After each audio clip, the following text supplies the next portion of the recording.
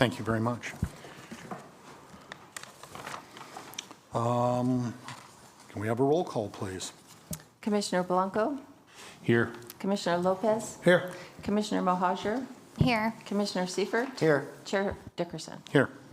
Let's move on to the approval of Planning Commission minutes for March 19th. Has everyone had a chance to read them? Does anyone want to make alterations or make a motion? I move that we approve the meeting minutes from the March 19, 2025 meeting. Do we have a second? I'll second that, Chair. All right. All those in favor? Aye. Aye. Aye. Opposed? Abstentions? I'll abstain. Okay. I was absent. Commissioner Lopez abstains. And we go to public comment period. Speakers may provide public comment on any matter within the subject matter's jurisdiction of the commission. Each speaker will be limited to 3 minutes, maximum 15 minutes for the public comment period. Unless a majority of the commissioners object, the chair may provide speakers more or less time to speak. All comments or queries shall be addressed to the commission as a body and not to any specific member thereof.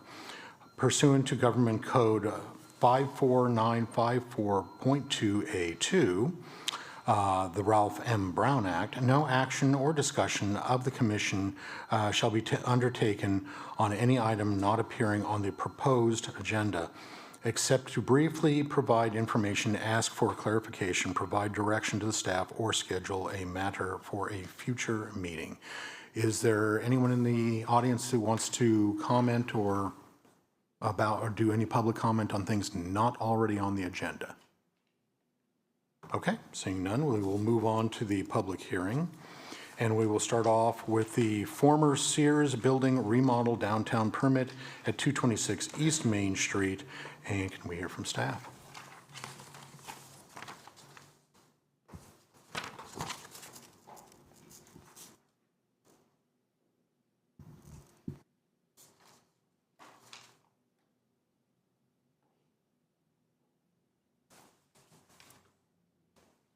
Excuse me, technical difficulties. One moment, please.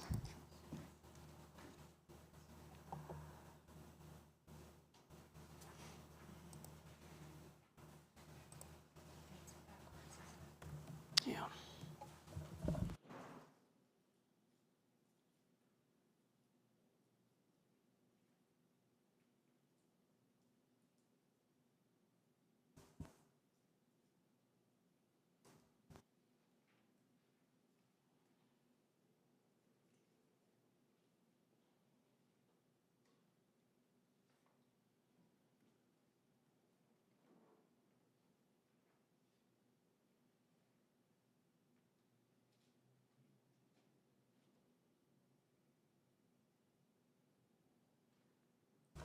Thank you for your patience.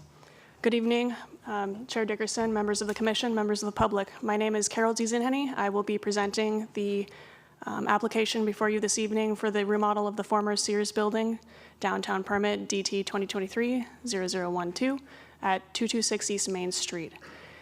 The applicant is here tonight and has applied for a downtown permit to remodel an existing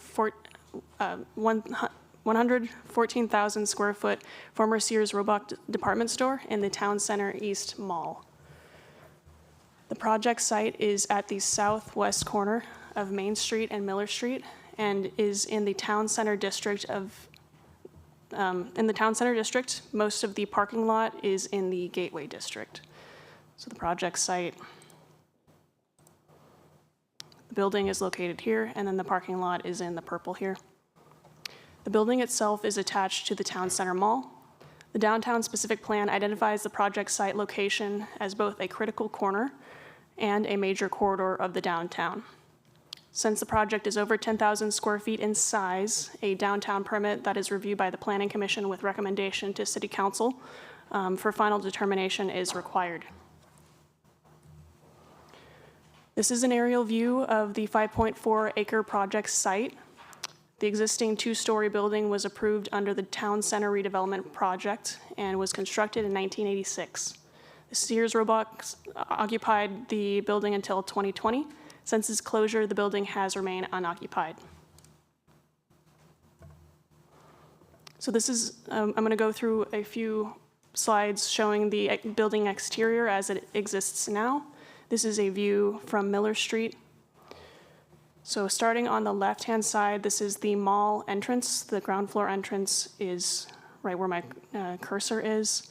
A second floor entry into the mall itself is via this landing here. The entrance to the former Sears building is underneath this archway here. And then on the right-hand side, to the right of the arches, is the former Sears Auto Center bays for the tire center. This is a view of the building looking south from Main Street. On the left is the existing loading bay area.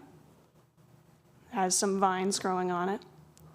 Further to the right is another exterior entrance where my cursor is. And that is another exterior entrance into the building. In the background here is the parking structure on Main Street. This is a view looking at the northwest corner of the building near Main Street and the parking structure. Two building entrances are slightly visible from this view. This was the entrance that we were viewing on the previous slide, and then there's another entrance to the building here, along with a second floor access from the second floor of the parking structure. The mall back of house operations are in the background behind the bridge, right over here. This is looking at the building as if you were heading along the driveway from Broadway, going east. That same pedestrian bridge is on the left, showing the parking structure as well. And this door on the right-hand side is entry into the mall itself, into the food court. So this is a view of the existing site plan. The parking lot has 4 direct driveway entrances and 3 exits. These driveways are located and indicated by the blue arrows, and there is also access from the parking structure into this drive aisle here. Currently, there are no uninterrupted pedestrian walkways from the street on into the building entrance. And just to point out, the existing loading dock on the corner of Main Street and Miller Street is located where indicated. This is the Auto Center, and then the second floor bridge from Miller Street is right here. So the proposal includes a remodel of the existing building, remodel of the northwest and east facades. The southern facade is connected to the mall. The tenant improvements are for the El Super grocery store and up to four small tenants on the ground floor. A larger tenant could be accommodated in the auto center area, and then 2 main tenants on the second floor. So the project includes reoriented parking and landscaping in front of the El Super entrance on the northern side. So for comparison, this is east-west orientation on the drive aisles. And then for ease of using a shopping cart for convenience, the parking aisles would be oriented north-south for easy access into the building. Pedestrian access is also proposed from Main Street and Miller Streets. So there would be dedicated pedestrian walkways in compliance with Americans with Disabilities Act requirements. Shopping cart corrals are proposed throughout and outlined in the yellow boxes. So there are 2 on either side of the entrance and exit, and then 3 in the parking lot area as well. And the project is conditioned to address any shopping cart management requirements that the city would require. The loading docks shown here are proposed to be relocated to the existing back of house to be more compatible with the mall. There is an existing loading area into that food court area that I highlighted earlier. And there are also short-term bike parking areas proposed on the outside of the building, and the project is conditioned to provide long-term bike parking as well for the employees. So this is the shell layout of the ground floor. I'll show the conceptual tenant improvement floor plan on the next slide. The grocery store would be approximately 51,000 square feet and would take up the lion's share of the ground floor. Tenant area in that auto center for Sears is shown as one tenant space, but previous iterations of the floor plan have shown multiple spaces. And so that's intended to be flexible leasing space for whatever business would be leasing this area. So the smaller tenant spaces would average around 780 square feet or one large 3,000 square foot space. And these areas would be ideal for smaller shops, cafes, et cetera, to activate the Miller Street and have some exterior facing uses in the area. And clouded in red are showing the second floor entrances with stairwells. So these three clouds indicate public access to the second floor. And there's also highlighted here the exterior entrance to the mall. So it's meant for easy access in and out of this building into the mall itself. So speaking of interior access to the mall, the El Super grocery store is planning to have interior access through the grocery store itself, as indicated by these yellow arrows. So the exterior entrance and exit are on the north side or on the top of the screen, and then an interior entrance into the mall is also proposed with the yellow and highlighted in green. So the El Super grocery store is laid out like a typical grocery store, but with the added internal connection through the hot food service area into the mall. So there are full deli, dairy, bakery departments, as well as produce and other items that are typically sold at a grocery store. One part of the request does include a request to City Council for a finding of public convenience and necessity, or a PCN. Your commission typically does not see this request for alcohol sales. It typically goes straight to City Council. So that there would be no action required of your commission for that piece of the application tonight. The alcohol display areas are shown in purple here, and then next to the manager's office by the checkout line for the hard liquor. So the applicant is requesting alcohol sales license for off-sale service only for take-home with other groceries. No alcohol is to be served or consumed on the site. And the loading bays for the grocery store are highlighted in the blue area here. There is a loading dock, 2 loading docks for the second floor tenant spaces as well, and then a trash enclosure that would serve the second floor tenants. So the second floor also activates Miller Street with a proposed second floor promenade, which is highlighted in this gray on the right-hand side in this rectangle. This promenade leads into a central lobby area and into 2 proposed larger tenant spaces. Each of those are approximately 24,000 square feet. The applicant also intends to incorporate the second floor bridges as entry points directly from the adjacent parking structures. And existing access from the second floor into the mall is also being considered. The applicant and the owner do not have tenants lined up for these second floor spaces. And as an incentive for this development, the zoning administrator would be authorized to issue the downtown permits administratively for these future tenants. One other item I wanted to point out, in addition to these cloud areas, there is exterior doors that do lead into the lobby. So customers hoping to park on the second floor and walk straight into the second floor tenant spaces would be able to do so on either side. So I'll be going through the building elevations in these next few slides. This elevation shows the entry into the grocery store and the removal of the unsightly loading dock enclosure on the corner of Miller and Main Street. The architectural style is a refresh of the building exterior, but retains the classic S-tile roofing that is prevalent throughout the town center and Santa Maria as a whole. On the left of the screen is the outline of the second floor promenade right here. So replacing the loading dock would be a tower element and elevators to the second floor and this promenade. This elevation shows the Miller Street frontage. It ties into the clean lines of the mall. and presents an updated contemporary finish with large storefront windows that the downtown specific plan requires to activate the space.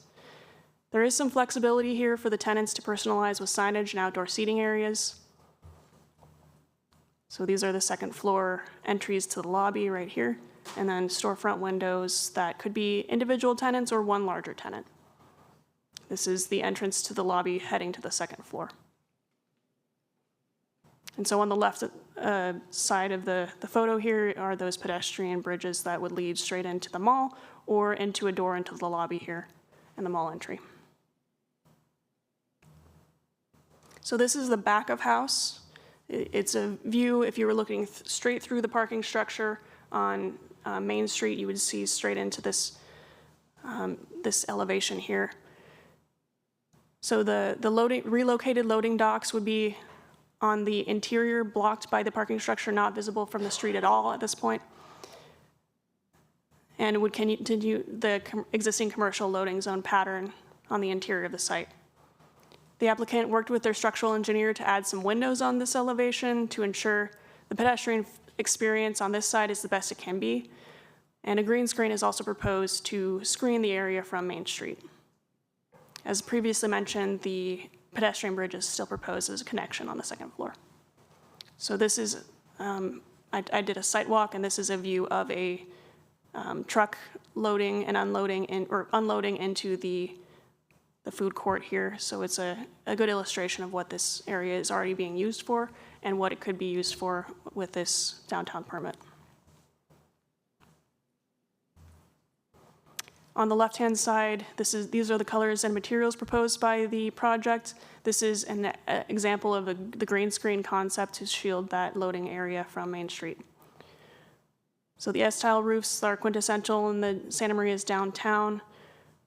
The split-face CMU masonry wall that is existing on the building, and then additional tile accents and stucco, which is consistent and compatible with the town center.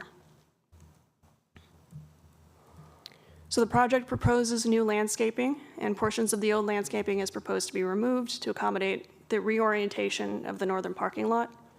So highlighted in red are the trees, the existing trees that are failing according to the city arborist and are proposed to be removed.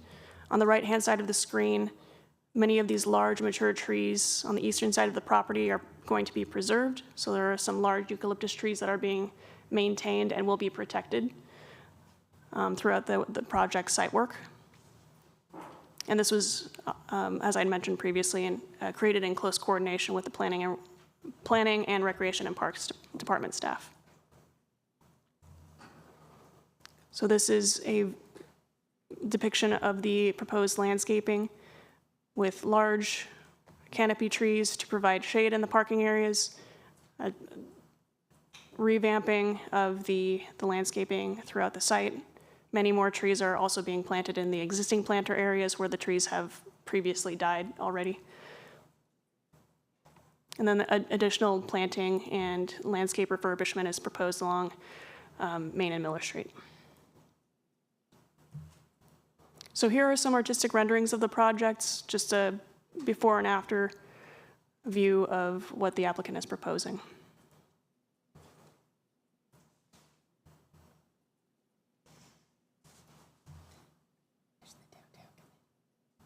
Oh, yes. And this project was reviewed by the Downtown Committee in February. Largely, comments were positive. There were some comments about site circulation and truck access.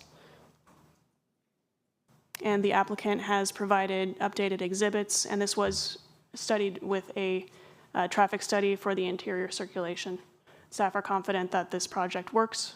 There's a sufficient space in the back of house loading areas for truck maneuverability.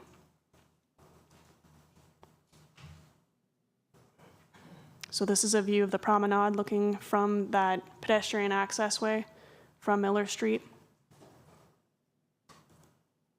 There's space for activities on the second floor, outdoor dining, games, other types of outdoor activities that the downtown specific plan envisions.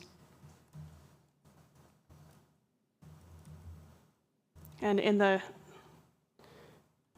underneath this tower element are the elevators that are really convenient to Main Street and to the parking lot. Customers can access these and go straight up into the second floor.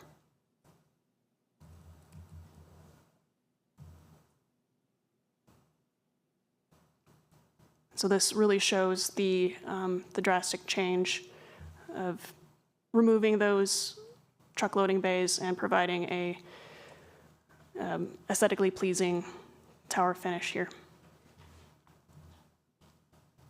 And this is the second floor as if looking from above. So the project was adequately covered in a previously certified programmatic EIR for the downtown specific plan pursuant to California Environmental Quality Act state guidelines, section 15162, and no further environmental review is required.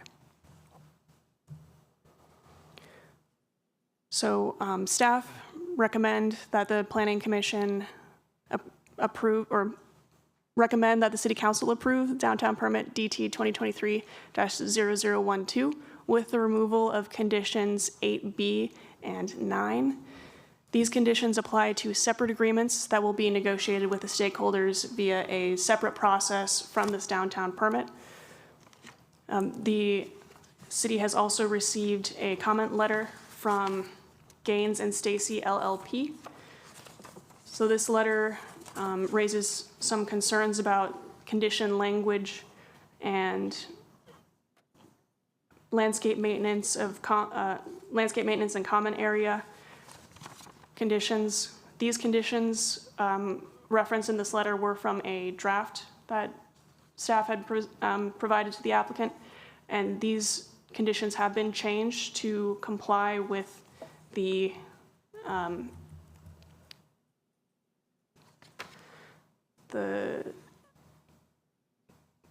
RIA, or the reciprocal easement agreement.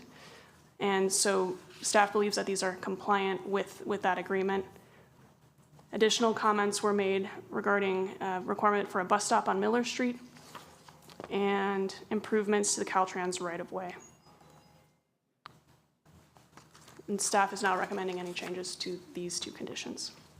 And the applicant is here and may want to address your commission, and staff is also available for comment or answering questions. Thank you. Thank you very much, Carol. Before we move further along, I'd like to ask any of the commissioners if they've had any ex parte communication with the applicant. I have not, Chairman. I have not. I have not. No, and I haven't either. Are there any questions of staff at this time? Commissioner? Thank you, Chair. Just quick clarification at the end there. You stated that the bus stop and the Caltrans right-of-way was going to stay? Okay. Correct.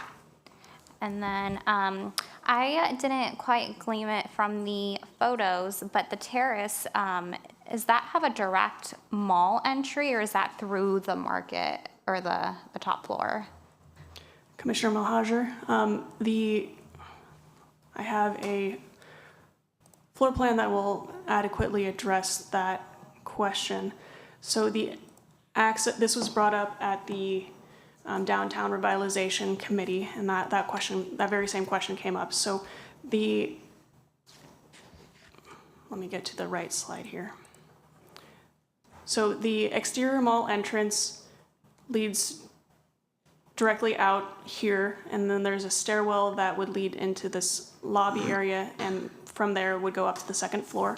There's also a stairwell right here that does have exterior access, so if anybody wishing to access the second floor lobby, they could through here. And then there is opportunity for the future tenant to maintain that existing mall entrance. I know the applicant is interested in maintaining that if they can, but without knowing who the tenant will be, there's a little bit of uncertainty as to how that would look. Okay. And then just another quick question. Have we had any feedback from the current tenants within the mall about the loading zone? and any like waste management proposals that this project is going to present to the mall? So staff has not received any comment from any of the mall businesses. The grocery store would have their own trash compactor right here, and then there's additional trash enclosures, one enclosure per business. The smaller tenant would likely share with this enclosure as well. The utilities department, solid waste department have reviewed this, and Engineer Mueller is also here to answer any questions. So it's been accepted by staff. Yes, Commissioner Mahajer, the applicant has also noted that their operations would reflect similar to Smart and Final, where the trash compactor would be handled and then on-site and brought to the landfill, and then they'd still have to have organics and recycling backhauled as well. So there's no issues handling the solid waste collection at this site. Okay, I just wanted to ensure that the business operations are going to be cohesive with what's already happening there. Thank you. Commissioner Seifert? Thank you, Chair. So Carol, just to make it clear, so the agreement on the landscaping, the parking lot, the trees, all that stuff that we're seeing, that's going to be taken over by the city? Commissioner Seifert, that there is an existing reciprocal easement agreement that was adopted in 1970 when the mall was being constructed. And so that city is currently maintaining the landscaping in the parking lot. So the recommendation to plant the new trees and the new bushes, and is that still in the works, or are we just going to maintain what we have? So the applicant is proposing to plant new landscaping, and then the city would maintain it. Okay, thank you. Further questions at this time? Commissioner? Carol, can you just clarify the entrance where the existing or the old Sears entrance is on the east side? That's going to lead to a stairwell that goes to the second floor to I can't remember what you called it, a courtyard or so that entrance is basically going to be a stairwell to go upstairs. Is that right? Commissioner Blanco, yes. So there's I'm showing the second floor plan right now. So the lobby, there's that S-tile mansard tower element with the arch just below that, and then there would be stairs leading up to the second floor. So the mansard would essentially be in line with this level here. And so that would lead into the lobby, and then there's an additional stairwell that would lead onto the promenade, which could also get access into the lobby there. Okay, thanks. And then on the parking lot itself, is that a separate parcel or separate ownership for the parking? Excuse me, the parking lot or the parking structure? The parking lot. The parking lot is, the lot line goes north-south, and the former Sears property, the applicant owns both of these parcels here. Okay. So this parcel is part of the building, and then this is an additional parcel that is also owned by the applicant. Okay. And in terms of the reconstruction of the parking, I know they're reorienting the stalls, but they're keeping some of the areas very similar on the east side anyways. That's not changing as much, the parking area. Correct. Are they expected to, or are they planning to reconstruct all of that pavement because it's in really bad shape? So that, I mean, are they going to reconstruct the parking lot basically? Yes. Grading work will have to take everything out. Okay. So some of the I think you're landscape gonna have planters to. would remain, but the pavement would be replaced. What about curb and stuff like that? That would depend on the current condition of those, but I will defer to the applicant as Pretty to their bad plans. shape. Oh, yeah, Yeah. pretty bad shape. It will be included in our plans. Okay. Any of the maintenance and upgrades. Okay. And I did have the benefit of being at the revitalization meeting, so I did get a chance to preview some of this. I think they talked about time of delivery there, but maybe just to refresh the time of delivery schedule for deliveries. Sure. So Commission, the revitalization committee did discuss the timing for deliveries. Often, and the applicant can speak to this, and a representative from El Super is here as well, so he can speak to that. The loading docks would be operational largely in the early morning hours when it's not in conflict with the normal operations of the mall itself. So deliveries would not conflict with passenger vehicles, for example. If these trucks need to back up, there would not be any surrounding residences to hear the backup noise, the beepers. And so everything would be unloaded or delivered in the early morning hours. And then the future tenant operations here would be according to whatever the tenant needs. But largely, my understanding is these retailers try to avoid peak customer hours, and they plan for the off time when it's most convenient to avoid vehicular conflicts with passenger vehicles. Excuse me. Okay, thank you. I think that's it for now. Thank you. Commissioner Seifert? Thank you. I was just thinking, the escalator is being removed, the floor is going to be filled in.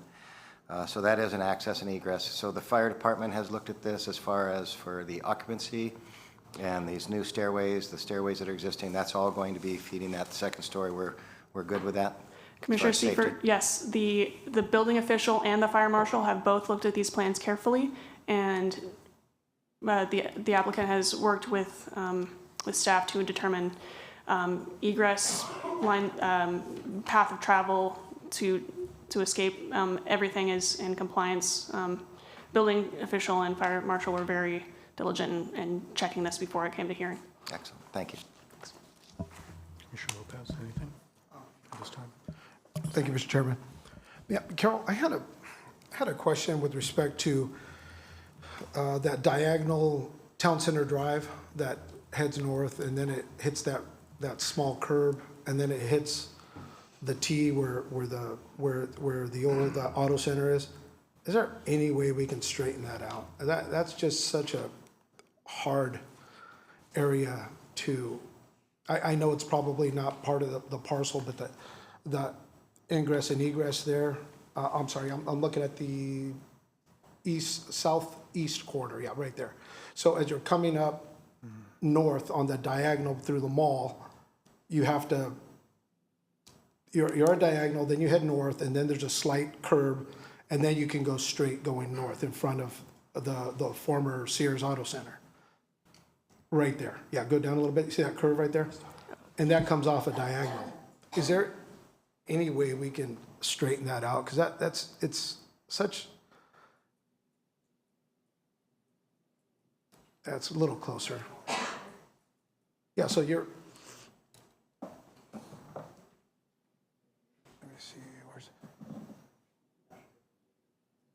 So right where it says project site, there's that diagonal. You're coming diagonal, then you have to go straight north, and then you have to curve, and then finally get to that intersection.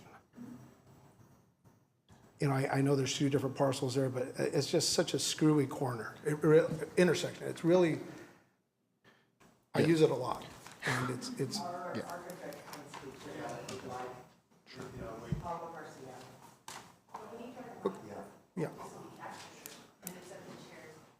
That's gonna be such a choke point. So what we did is we did soften that corner a little bit, but if you can go back to the other exhibit, Carol, please. So we did soften that turn, but what we were trying to also achieve is to get that width of that promenade on the ground level as well. We thought it was important to have also enough space for that to wrap around. We were trying to engage the building to be more more connected with the exterior versus what the mall stands for right now, which everything is very interior based. So we did soften that corner quite a bit from what's there right now, but we do want to keep that width of that promenade in front of those shops to just encourage more pedestrian walk and also for more people to hang out there as well. It's just such a tough corner. really, or intersection or whatever because there's an entrance that goes into the parking structure right there. That diagonal comes in, it goes north, and then it hits that slight curve, and then you got traffic coming south and coming west. It's just very, I think it's gonna be a problem. That was one concern. The second concern I had was the second floor seating area, right? You guys have just 3 doors that are, is it 3 doors or 2 doors that are looking out from the second floor, looking east? It looks very bare for a project in our downtown specific plan. Yeah, can you get to the, there you go. To that, yeah. So that second floor has just essentially three doors, right? And I guess it's to the lobby there, or what, that goes into the 2 separate tenant spaces upstairs? It just looks very bare. I mean, you got all the glass down below, which I get. Yeah, so we actually did some studies on that second floor where we had other additional glazing along there. The problem became then with the structural retrofitting of that entire wall because of the amount of work that had to be done on that. So we did have to taper that back. The second floor, as you walk in behind those doors, there is that long lobby with skylights above, which the idea was to create another connection there to the mall. There is a door to the south of that space that connects directly to the mall. So that was the intention. But yeah, we did reduce the amount of doors there for that reason. It was just primarily for our structural engineering. We just couldn't we had to essentially rebuild that entire side of the building to accommodate the amount of openings. The use of the promenade itself, what we believe is that it's going to capture the public that are coming up through either the tower or the stair that's to the south, and be able to populate that space, and then be able to filter into the area. Joe, want to ask? Good evening. Thank you for having me. I'm Marvin Jarman. I'm the manager of the project, and that second floor east elevation, along with the east entry, we're looking for the right anchor tenants to take that top level. And it's only so far we can go before we find the anchor tenants, and they want to have some say-so into what their presentation is going to be, particularly on the upper level. If it was ground level, it would be a little easier, but the upper level, we may have to do some special things with that east entry, along with the windows that we have there. The problem is there that right now, until we identify who the tenants are, the structural upgrade is cost prohibitive. We were allowed 10% of the wall there, which is of the width of the wall, basically 200 feet or 20 feet for 3 openings. That was the calculation that the structural engineer gave us, along with the west elevation, if you notice the little windows up there, just because of the number of openings that we have. So to push the structural engineer any further without having a tenant in tow, it's really cost prohibitive and really not productive. So we're working with leasing to come up with the right tenant and the right presentation for that east side. But we have to show them a vision, and I did present the vision initially during the downtown meeting. Some windows will be there, and some may be just false windows. But those openings are right now what are engineered to go on that side without any additional structural upgrade. We spent most of the structural money on the west elevation creating those big truck openings. That's a lot of oomph. A lot. But Yeah, that's but this is what we see when we turn the corner when we're heading west, turn south on Miller. I mean, it's a major elevation. And, Right. and I get that it was an auto center. It just looks very stark up there. And the whole 10% rule, that's so you don't have to touch the structural, right? But in the future, when you get your tenants in there, somebody's gonna have to do some more structural in order to get the presentation they want. And we were careful when we balanced that, because I spent a lot of time across the street at the Wells Fargo Bank, and as I was driving westbound on Main Street, looking at that elevation, make sure that how that tower popped out, that it didn't pop out so far that you couldn't see the east face of that elevation. So I personally spent a lot of time on that elevation, and I understand what has to happen in order for us to have additional openings there. And my recommendation is that we find the right anchor tenants and work with them and tell them we can give you your front here. Okay. Oh, sorry about that. I'm not used to this. Okay. Go ahead. Go ahead. Chair, Thank you. Chair Dickerson, Commissioner Lopez. So one item that we could look at doing, because as they mentioned, there's some structural constraints there, is adding trellises or greenery to the area in between the doors that would, we've done this on other projects where we've been able to condition it to include those, and it provides some nice greenery in the area, potted plants, things like that, that could fill in that blank wall space. I don't think the conditions currently talk about that, but is something that if the applicant was willing to look into doing that, it might help with the visual and soften the look of the building there.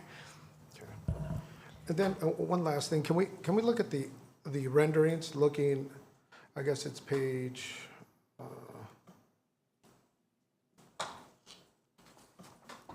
402, A402?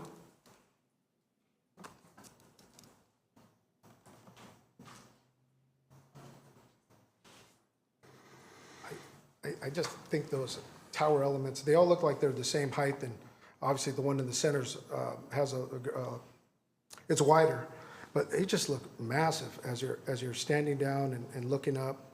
Is it?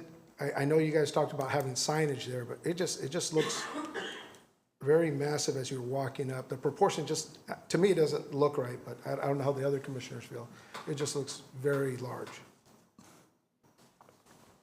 So those, and it would be the same on the opposite end. I get the center. That's where you're going to have your signage for the main tenant, which is El Super. Correct, yeah. And so we kept the same height as the building right now, and we think that it's actually, it improved the scale of it, because right now you have the tall, lengthy structural columns, where we kind of broke it up into the volumetric pieces that we have, and yeah, I feel that it was balanced out well, and we had to figure out a way to turn that corner and then engage also that second floor promenade. So the idea was to kind of then complete that whole experience. But in terms of we kept actually like the roof line is exactly the same height that where we had it before. So I guess I feel like we're pretty confident that it's the right scale and for that size building too. Commissioner Lopez, would you be thinking about, would lowering those two on the right and left? Is that what you're pondering? Just to me, I don't know how the rest of the commission, it looks a little large, and I get their signage, and is that signage, is that tower element solely for the main tenant? We will have signage there, but I think part of it is, part of the problem is that you have an electronic image, it's an elevation, and then you have an actual picture. But as our architect mentioned, my name is Sarah Magaña, and I'm the Director of Development Entitlements for the company. The actual picture, as he mentioned, we're gonna keep the same scale, the same height.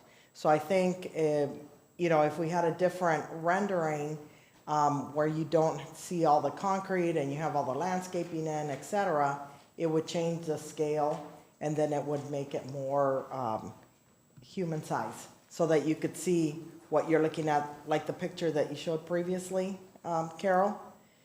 If you see that, and then you look down, even though we're keeping the same height, it doesn't look so massive because you have all your landscaping, your trees, et cetera.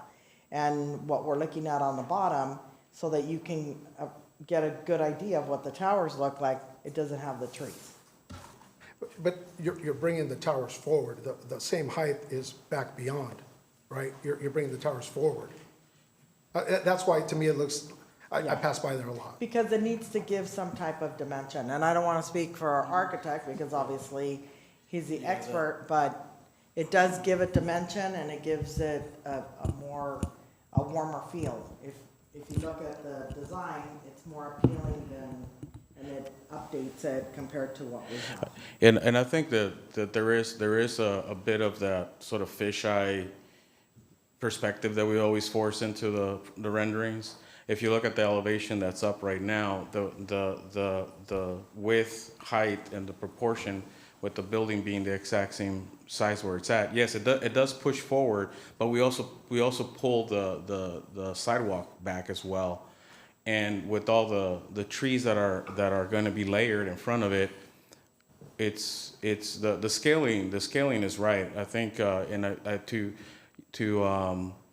to your comment, and I do believe, and as Sarah mentioned, that the perspectives are forced to be able to get as much done, as much into the image, and also the tilt on it. So we can definitely set up a true sort of eye view level, and then include all the landscape and people, so you can get a better sense of the scale, as you see on this photo. So on the proposed landscape, that mansard is part of the one that's already there? Yes. Yeah. And so if you're keeping that front line, and then how far out does that tower element push beyond? It's actually the one in the middle, the section in the middle is only about 8 inches forward. It's not much. The rest of it is pretty much in the same line with the current roof line is. So the outside elements are pushed back? Correct. And the other is 8 inches forward? Correct. Yeah. It's only slightly pulled out just to get the break line on the wall. We didn't want to have a continuous line on the facade. Okay. All right. Thank you. Thank you. Commissioner Seifert? I think if I'm hearing Commissioner Lopez right, at this point in your design, would it be possible to possibly lower those 2 outside towers at all? Just maybe even a couple of feet, just to change the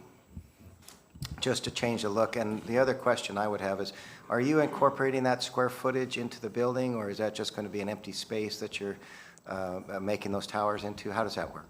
Yeah, no, the towers are, the facade is completely just for the look. There is no square footage that's applied to the building. Again, like if that space where those towers and the roof is exactly where the colony currently is at, except for that center portion that sticks out 8 inches. So what about would there be any way to vary the heights a little bit, or is it too late in the design, or what's your thought on that? Well, no, I mean, it's never too late. Well, I don't know how far along you are with your structural and your plans. That's what we're discussing. I think in terms of our what we wanted to let, where the design is at, we're happy where it's at, and we wanted to keep that element across the way that way. In terms of the building officials or any of that, that's not going to interfere with us having to look at potentially having to adjust anything. But again, there was a lot of thought put into it, and I think as Marvin mentioned, he looked at it not just from the upfront look of it, but we went across the street from the corner as well to see how that worked out as well. Because as you're coming up Main Street and you're going down Miller, that's also a very prominent corner that we were looking at, and so that's why wrapping that corner and trying to figure out that the massing was pretty important to us too. Gene Dutchmundy, I'm the leasing consultant for the applicant, and I'm trying to answer both of your questions.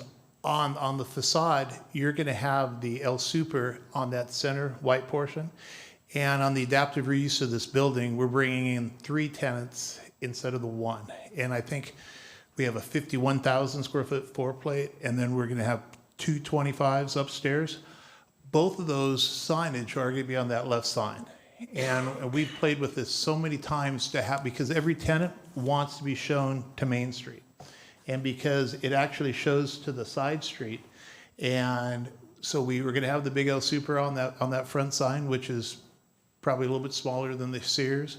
But then on that left sign, you're most likely going to have two 25,000 square foot tenants, which I think would make them the third and fourth in the mall behind the Macy's and the El Super, wanting that vision and that imprint to the main street.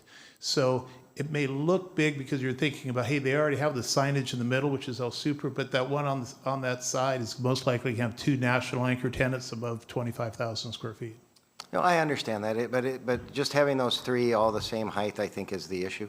I mean, even if we were talking just a couple of foot of variation, it does draw your eyesight right to that straight line, and I think that's really what the issue would be. But I completely understand your need for the signage. I mean, that is what people pay for, and that is a big leasing idea there. So I get that. I'm just exploring it a little bit. I know that you spent a lot of time on this, but we've been driving by this building for a long time, and we'll be driving by it for a lot longer. So that's why we're asking. Well, Thank rest you. assured, we had 156 revisions because it's a very complicated building. I mean, it's an adaptive reuse, which we're very proud of. I think it should be actually submitted for awards, especially in the shopping center world, because this is pivotal. Our communities, you have a lot of these malls that are getting old, and this is an example of how you can spruce up an old mall and bring back a lot of synergy, and it can be a catalyst for this whole downtown, and that's what we see. We also want to commend you on your downtown visioning plan. It's absolutely wonderful. It gives us a lot of elements that we could work from, and that this is a reflection also of that document. We worked very closely with Dana, with Carol, Frank. We've gotten to know everybody by first name, so Excellent. we take all the comments into consideration, but this is, I think once we get all the landscaping, we can have another line of sight maybe, where we can, spruce it up with trees, et cetera, when it goes to the council. So that way we can distribute that. So it gives you a different perspective. So I think what I'm hearing is you want it to remain the way it is, and that's your vision, and that's what you like. We would like to, only because it's something that we work very closely and trying to really, the spirit of your downtown master plan, be able to incorporate that here. There's been a lot of thought process. When we move things, we also have to think about structural and all the other elements, and that's very complicated also. That is why I asked how far along we are. Yep, Yeah, and I also our understand that. tenant, they have timelines of when to open, and we want to make sure that they wind up opening here, that they don't say, this is taking too long, and, maybe reconsider another I completely location. understand that. Thank you. Yes. Commissioner, one thing, our application does not ask for a monument sign out on the street. Excuse me, Mr. Chair. In order to get a good record for this meeting, we really need people at the microphone. I'm sorry. And if they could re-identify themselves. Thank you. Gene Detchmendy, the leasing consultant for the applicant. Our package does not ask for a monument sign or any type of identification on the street, because we tried to adhere to the existing sign regulations and the specific plan. So all the signage that the tenants are taking is this, I think it's 200 to 300 feet back from the main street. So there is no monument sign like you would normally see in a shopping center of this type. So we've been trying to use all the existing aspects of that building. Thank you. Yeah, and I think you will definitely have a visual from the street. I mean, even above your trees, when you do that rendering and fill it in, you're definitely going to have a line of sight to those signs, just like your leasees need. Yep. All right. One more question here. Go ahead. Was there any consideration given to, I know there's a lot of talk about signage and the businesses, El Super as the primary tenant. Was there ever any consideration given to just kind of naming this development in some way, just to regionalize it or something besides just, what is it going to be called, El Super? And Well- whatever else is on the sign? Or is there an idea for a name? We can consider it, but obviously it's part of the Santa Maria Town Center. So that's something I think it could be a further conversation with staff. That's something that we could possibly be open. I'm sure El Super would be very happy to have it called El Super Town Center. How about Town Center But I don't know about the Marketplace? rest of it. Town Center Marketplace, I mean, I don't know, Yeah. I'm just thinking, you know, if you have a name with, I know that the mall's a bigger element, but this particular location seems to be a Yeah. standalone development. Is there an opportunity to do that, to regionalize the We would be development a little open bit? to that, and we Just a welcome thought. that, definitely. It would be great for marketing. Yeah, that's what Yeah. that's what I would think. I think the problem that they had run into is that an awful lot of marketing money from the chamber and from other, from the city itself has gone in for several decades to have the Santa Maria Town Center. It wasn't ever the Sears Center, and the Sears Center took up the whole building, not just portions cut up of it. So I think you would have a difficulty in backtracking. I'm not suggesting rebranding it to be sort of in line with the town center area. Just something that identifies this particular location that could complement town center and be sort of in line with it, but also regionalize it and make it, you know, maybe make it a regional attraction. I don't know, whatever. So just a thought. Okay. Well, we'll be more than happy to work with staff and the community. You know, even maybe like festival days, El Super Festival days or something like that, you know, where it's localized to maybe there's a week or something like that. But we'll be more than happy to work with your team. I have a couple questions also. Let's go back to the image that Commissioner Lopez was looking at with the 3 openings.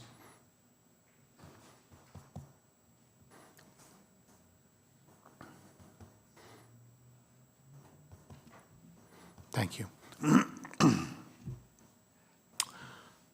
To anyone, which is myself included, who is just a wee bit OCD, is that center thing not centered? Is it break to the left just a little bit?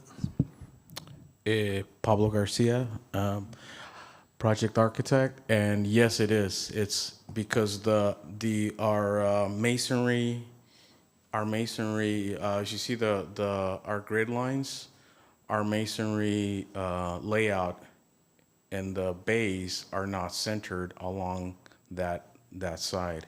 So again, it was one of the conditions where the structural engineer gave us certain parameters. There was 20 feet total of openings, and we have to center them on the bays without having to come in and completely retrofit gunite and then steel retrofit the wall. I see. Yeah, and like Commissioner Lopez, I wonder if there shouldn't be just a little bit more presence there, as well as that would be my suggestion for the 2 corner towers, that they be brought down, as Commissioner Seifert said, to 3 feet, maybe even, just to give it a little bit of variation. Unless you're going to have pretty tall trees, and the problem that we have found as a body is that the tall trees are a lovely idea, and I am all for them, but the moment they get tall enough to start impacting signage, those trees get cut down. So we're never going to get to a point where the trees soften the building, the top of the building, because by the time it gets to that, they'll be pushed over, and because people want to have their signage visible. So I don't think it'll ever get to that point of truly softening the top line, and it seems to me the only real way of doing that is to impact the right and the left. Staff, a question for you guys, and that is that you'd said with the additional tenants that might be coming through, that would be a ministerial approval. Is that correct? Chair Dickerson, it would be administrative, so the zoning administrator would do Okay. it, so the community development director acting as zoning administrator. I thought that there was that at some point we reached a square foot maximum where it does wander over back our way, and is that the 25,000 square feet doesn't meet that record? So it would meet that, but as an incentive for the project, it is available in the downtown specific plan in addition to other incentives. The applicant hasn't requested any of those.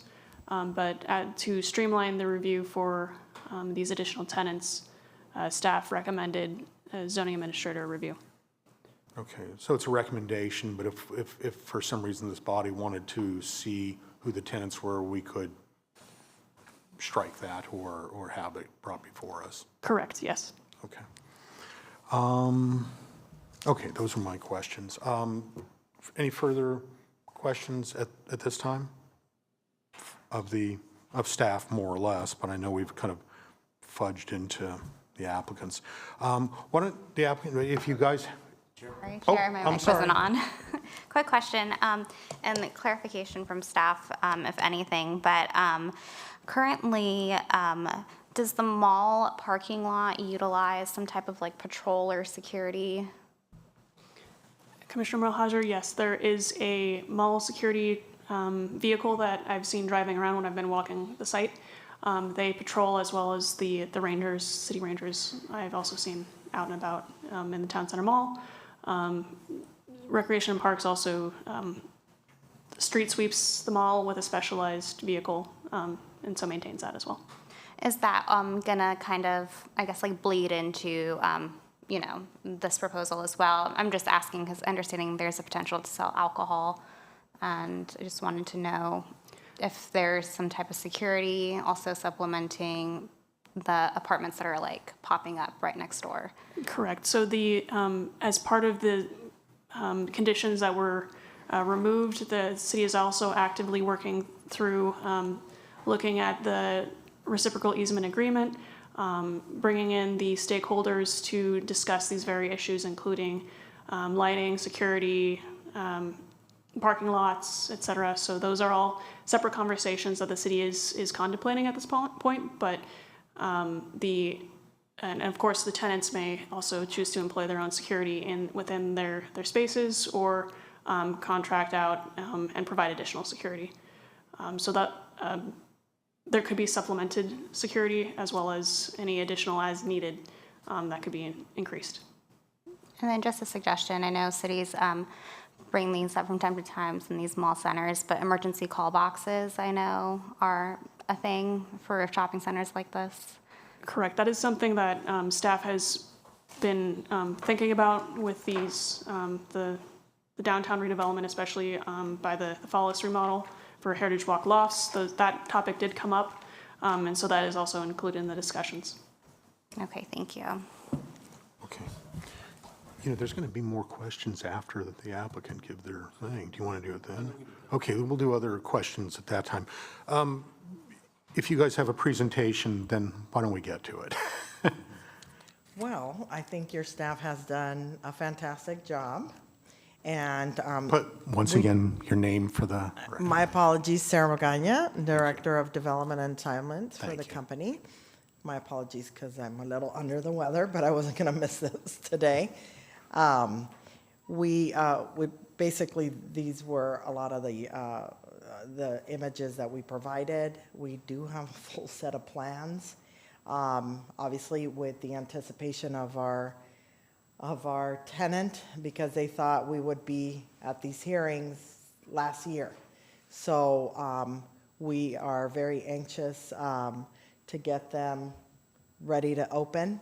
And but we don't have a presentation. We're here for any questions that you may have.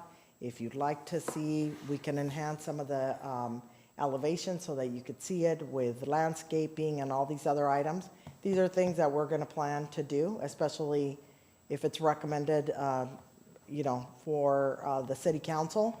I think you bring up some good suggestions because I'm sure they're going to have the same questions as well. Putting trellises and landscaping on the second floor, we can do that.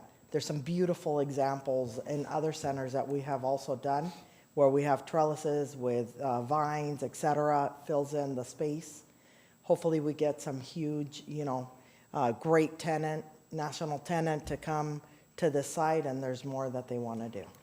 So, but for now, we will be more than happy to put landscaping, the vines, trellis, just enhance it a little bit more.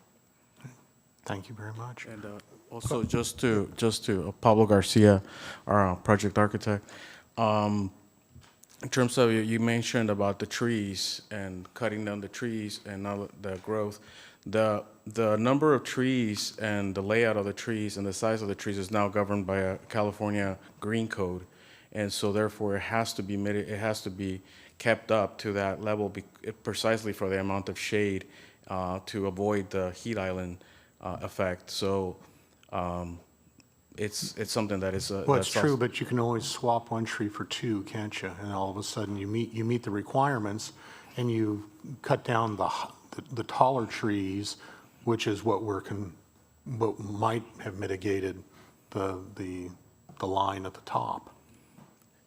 Well, we're not planning to do that here. Nobody ever is. Well, we have our landscape we don't- plan, and since the city maintains the landscaping, it's going to be up to the city.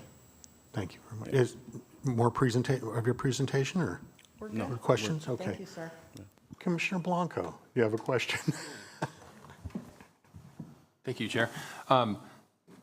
Back at I think there was a site plan that mentioned where the shopping cart bays were going to be, but there were no bays on the east side parking, and with all of that parking over there, it would make sense that there be some shopping cart returns. Otherwise, it's going to be polluted with a lot of carts. So that was one question. And then the other question is shopping cart pollution. Obviously, it takes a lot of maintenance, a lot of work to bring them in. I frankly think what Aldi's did, and I don't know if that's an Aldi's thing or not, but having the 25-cent return thing, I think it's worked really good. They never seem to have shopping carts lying around and being a problem. So that's just a thought, but I was more curious about why they don't have any bays on the east side, return bays. So the applicant is also here, but one thing I would like to point the commission's attention to is condition 17A, which advises the applicant that additional cart enclosures are required on the easterly side of the parking lot to discourage cart migration. And then a cart guard method controlling off-site migration, such as GPS geofencing, is also to be incorporated. And the applicant can speak to more of the operational measures that they incorporate with their shopping carts as well. Good evening. Dave Radonovich, Vice President for El Super Construction. Yeah, we do a car containment system where the carts are locked on the parking lot. They can't leave the parking lot. And then if some do, we do have a company that goes and patrols the neighborhoods to pick them up and bring them back to the stores. Further questions for the applicant? Commissioner Seifert. I would just ask real quick. We get this a lot at the Costco. We also approve that project. So does someone go out and retrieve the carts, or is it just up to the customers? How do you handle getting the carts back into where people can use them? I just wondering. So we have parking lot attendants that their sole role is to pick up the carts and bring them back in, remove the trash, get them cleaned up, and bring them back in to the bays where they belong so the customers can get them. Great. Yeah. Okay, thank you. Further questions, Commissioner Lopez, of the applicant? Oh, no questions of that. No? Thank you very much. Let's go ahead and open this up to the public. I don't have any speaker slips. Is there anybody in the public? Nancy, really? By all means. For the record, this is Nancy Stewart, so she doesn't have to utilize her air to give her name. Beauty's in the eye of the beholder, I've been told. And as I look at this with my unskilled eye, those two towers, if that's what they're called, they look like lifeguard stands to me. They stick out like a sore thumb. But I have a solution. I think that your sign situation would help that a lot. if you allow the signage on those towers, it will soften them and bring them down a little bit. Because they do look a little harsh, those sharp edges to them, and trees aren't going to help with that. And the other thing I have is you don't need tall trees, but you need some decoration, as someone mentioned, trellises or something like that, or just patterns in the cement on the wall up there on the second story. And I think just a little soft decor up there would help more than tall trees. And don't get those tall trees too tall. Thank you very much. Thank you, Nancy. Is there anyone else that would like to speak on this topic? Okay, seeing none, I'm going to go ahead and close it to the public. And we have questions of the public hearing to be closed, discussion and decision at this time. So, any comments that commissioners would care to make? Commissioner Seifer, you want to start? Thank you, Chair. Commissioner Seifer, I'm sorry, before we get into that, can we have, Heather, would you care to address this letter and where we are with this and what it is that we should or should not be considering? Certainly, I'd be happy to. Heather Whittam, Assistant City Attorney. Ms. Eisenhenny has actually mentioned most of it in her presentation and her statements. I'll just march through it quickly. They requested that the two conditions that we are deleting be deleted. One has to do with the reciprocal easement agreement, and the other one had to do with the parking structure, which ties into the reciprocal easement agreement. And as you can see in the recommended motion, those conditions have been deleted.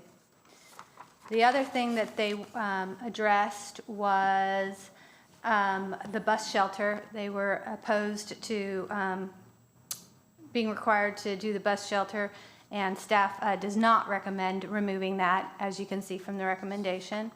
That bus shelter will provide needed transit services for the many people that will be attending this grocery store, and it's part of our existing bus route, I can't remember the number, that has a bus shelter on the other side, but not this side. What's the number? 3. Bus Route 3. The last item was in the letter, they were opposed to the right-of-way improvements on Broadway because it requires a Caltrans encroachment permit, and I believe from reading the letter, the primary concern was that it would delay their project because it involves Caltrans. I've been advised by the Public Works Department that those permits can be obtained in approximately 2 months' time, so we don't believe that that would be a significant impediment, and we therefore would expect them to perform those improvements along that road. So we're comfortable with you. We're comfortable with you all moving forward with the recommendation as proposed. Great. Thank you very much. Commissioner Seifert, sorry about that. No, thank you, Chair. We've been requiring bus stops everywhere. That's really what we're trying to move towards. And with a project like this, I believe a lot of your customers are going to be coming that way. That seems to be what we're really moving towards. And we have some very fancy bus stops. I think this is just a basic shelter. Yeah, so, Chair Dickerson, Commissioner Seifert, yes, it would be our standard bus shelter pad, and then the stop, the concrete pad that would be in the roadway because the bus has to stop and you get shoving in the asphalt. So it would be a standard bus shelter, not the bus rapid transit shelter that we're requiring the Vernons to install on Broadway as an example of the Cadillac version. So it's the basic. Correct. Yeah, so we required some pretty fancy bus stops. So this is actually just a pretty basic bus stop, and I really think it's going to help your development here. It really is going to get you a lot more customers there very easily. I do hope that that's true about the Caltrans permit 2 months. We all know Caltrans tends to be difficult to work with, but we do hope that that's true and that you can get that going. I didn't look at the specifics. Is it a very, what exactly are we going to be doing there, Mark? So the condition is basically paraphrasing our municipal code, section 122803, about building sites and the requirement to maintain the project frontage. The main issue is the ADA accessibility of the sidewalk. So there's a lot of that's either lifted or not at 2% cross slope. So we would expect the applicant to remove and replace those as necessary to meet ADA requirements. That's pretty standard stuff for Santa Maria. We've had a lot of trees and lifting and sidewalks, and that is a safety feature. So I could see why the city's, the staff is wanting to recommend that. As far as the project itself, I think you've heard that the towers itself seems to be an issue visually from Nancy, from a couple of commissioners. I understand that the time frame is very important to get your leasing in. Lowering those towers would actually be, I mean, I wouldn't mind if I saw them lowered. If you can mock it up and make it look decent the way it is. I think it's like Nancy says, if you can add some things and some sort of thing other than just a blank wall, because it is very, very stark and it does look just from that rendering it's not that attractive. But I do understand the need for time, and time is money, and it is. I didn't know about the time frame about a year ago. But any development, any developer, I mean, they need to get in, they need to sell their product, and that's how these projects work. I understand that. As far as the trellis area, that promenade, I'm not sure I'm calling that right, but that outdoor area, I think that's a wonderful idea. I think it's going to look really nice when you do, like you said, if you put some greenery up there, get some trellises going. I think that would be a wonderful addition.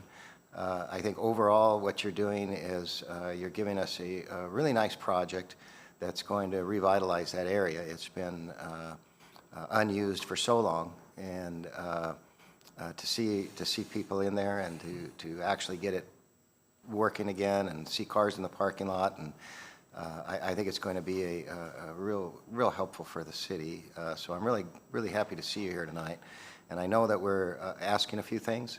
But I think there are more recommendations than anything else. If it's something that you can work out, I mean, I'd like you to look at that. But overall, to actually have someone that can come in and has the money, the time, and the wherewithal to get this mall revitalized and get us something that we can get people back in rather than just shuttered, I think that's to the city's advantage. And I could definitely see supporting your project. I think overall, we've asked for very, very minor stuff. We're looking at minor stuff. I know it's, whenever I think of lowering something, I think of square footage and cost. I know there's architectural fees, but then generally the structural and stuff actually goes down. It's not as hard to support. But be that as it may, I'm really happy to see this, and I would love to see you guys in as soon as possible. So that's my opinion. Thank you. Thank you, Commissioner. No, this is, at this point, it's been brought back. Thank you. Commissioner Lopez? Thank you, Mr. Chairman. Yeah, no, I hope you guys don't think I'm picking on you guys. We had an adaptive reuse project across the way of a 2-story Mervyn shopping center that we reviewed probably 4 or 5 times. We had an apartment building on the corner of Broadway and Main that we reviewed extensively. There was a apartment building on the south side that we reviewed extensively. The theaters, going back to when we did our downtown specific plan 2007, I was newly on the commission. The theaters went back and forth. And the reason I'm bringing this up is because it's that important to the downtown.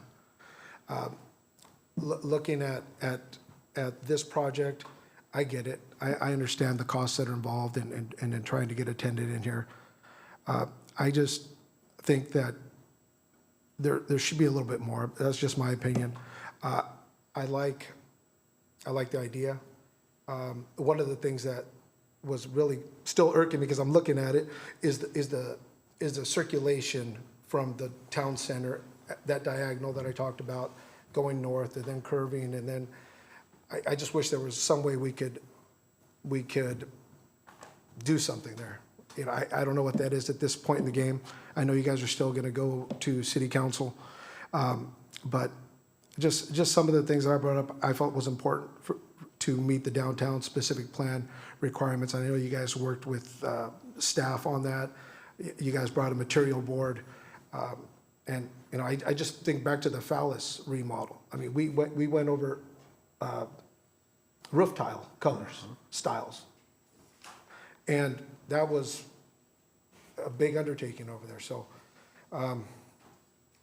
anyway, I just want don't want you guys to think I'm being harsh. It's just that important to the city. So, that's all. Thank you. Thank you, Commissioner Lopez. Commissioner Blanco. Yeah, I pretty much echo the remarks that Commissioner Seifert and Commissioner Lopez made. I also agree with Commissioner Lopez that this is really just kind of an entry feature. You know, it's a gateway district, so it's, you know, logically a gateway feature at this area. And so I think it's important that we preserve that and I'll say get it right. I mean, there's no right or wrong, but I think any refinement that we can make to that effect, to that end, I think would be especially important here. You know, I think definitely, you know, it'll be a major upgrade over what's there now, certainly. But I think it's our one chance to actually try to get this area right? Because we want this to be very prominent and really introduce kind of the downtown area. We got a lot going on in this area, and I think this is one of the entry points to that area. So getting that right is important. You know, I did mention the whole, you know, name to this development. I think there's something to that. You know, I'm not, you know, it's not my business, but I certainly would think that having an overall name for it that ties in with town center and the area, I think could be really important. I think in terms of we're trying to revitalize downtown and this community, I think that could help significantly. So, but I think the more we look at the design and we refine it, I think past projects, it's really worked out pretty well overall. And I think we get to a good point where everybody feels good about the product. So with some minor refinements, I think this project actually would be very, very nice. So, thank you. Commissioner Mahajan. Thank you, Chair. Yes, I have to agree with my fellow commissioners as well. This is going to be a great contribution to the area for sure. I hear time again, people are really looking forward to having a market there. It's really going to liven up the place. Secondly, I love this terrace that's coming. I really think it's important that we're intentional about the furniture we put in there, make it inviting. We really want to enforce that walkability, not just from, you know, the people utilizing El Super, but, you know, the mall as well. The food court's right there. It's a great access point. So just really ensuring it's welcoming to everyone. And I am totally for screening the loading area. I heard that was an option, adding greenery there as well. You know, people approach these buildings from all different angles. They drive by it on these main streets, and you know, presentation is key as always. But more green and really intentional about the terrace. So I'm excited about this plan, and I'm here to support it. Great. Thank you very much. Kind of before I make my comments, or to some extent, Commissioner Lopez, so would you think breaking up the towers, bringing them down like about 3 feet, would that make that a better frontage? Is that the concept? Yeah. Well, thank you, Mr. Chairman. I don't know. We never saw any iterations. I thought this project would have been nice to see at study session, but that didn't happen. I don't know. I mean, if the commissioners are okay with it, I'd be okay with it. However however it is that it moves forward, that I'm fine with. The one thing I would want to say is that the review for the upper units that you brought up, I think I would like to see that. If the terrace area is going to stay the way it is, then in the future, I think the planning commission should look at those upper areas that are over 25,000 square feet, or at 25,000 square feet. Okay. So, Let me just say, I actually had been thinking about the line before you brought it up, and I agree with you. I think that there needs to be just a little adjustment to it. As Commissioner Seifert pointed out, you'll have some architectural costs, but you'll probably have some construction come back for that, so to kind of even out. I would like to see the two towers brought down by about 3 feet. I think would give it a little bit at that scale from the road, that sort of thing. 2 feet, I'm not sure you're going to see much of, but 3 feet anyway. I also would like to see the tenants before us rather than going through. I think that this is an important building. It to some extent it gives you a sense of what other retail is going to be out there and available, and we just want to be able to kind of review that as for that second floor. And I'm not going to worry about the three entrances, because that is sort of a moving target to when you get a tenant in. But as I said, for anybody that's actually looking at that who keys into that sort of thing, it being off-center is disturbing. It claws at your brain. So from that standpoint, I think the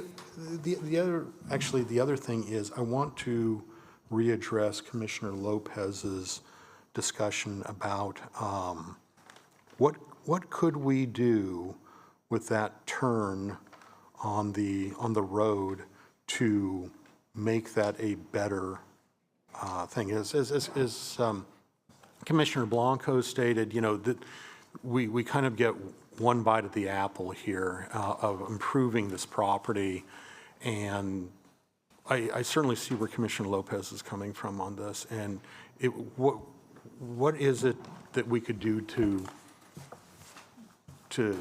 make that a better turn spot? What does staff think, or what does Commissioner Lopez think? Or Planner Ziesenhenny, could you go to the eastern elevation slide you had? It actually has a pretty good perspective of that drive aisle. So as you can see on the left side of that page, that's the drive aisle that Commissioner Lopez is talking about. And that car is existing parking spaces, and there's a bunch of handicap spaces as well. So that's one thing we need to consider on any modifications we make. The second thing we need to consider is that technically this is not on the parcel under consideration today. It's actually part of the city parcel that owns the structure. So I don't think it would be appropriate to condition this project to make those modifications. So that's on us, in essence, if we want to. In essence, and so there's also some property line location and like what part of that drive aisle is the city's, what part of it is owned by the Town Center Mall. But I'd be welcome to take any input, consideration from the commission and take back and see how we can make those modifications. And maybe that can be a separate issue, something that Commissioner Lopez has a discussion with you about, or the two of us do, something like that. And we can address it with making sure it aligns with the drive aisles that are proposed with today's project and or any future modifications. Okay. Thank you. Mr. Chair? Yes. If I could address your comment regarding the incentive, I do want to just give the planning staff an opportunity to chime in on that if they think it's warranted.